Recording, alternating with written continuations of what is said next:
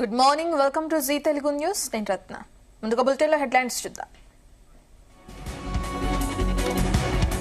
Parliament ముందుకు 3 బిల్లులు, delimitation పై పోరాటం తప్పదంటున్న విపక్షాలు.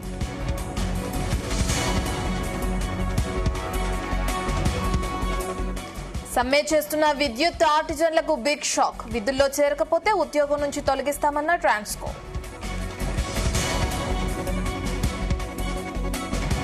తెలంగాణ ప్రజల్లో బీసీలు టాప్. సమగ్ర కుటుంబ సర్వే వివరాలు వెల్లడి.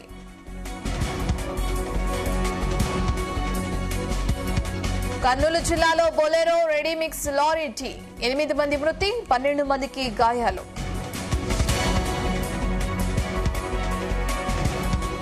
నిప్పుల కుంపటిలా తెలంగాణ. రాబోయే 3 రోజుల్లో తీవ్ర ఎండలు, వడగాల్పులు.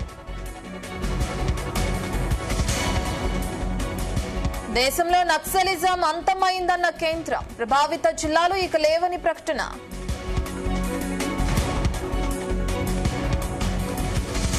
యుద్ధానికి త్వరలో ముగింపు పలుకుతామన్న ట్రంప్. 2వ విడత చర్చలకు మధ్యవర్తుల ముమ్మర ప్రయత్నాలు.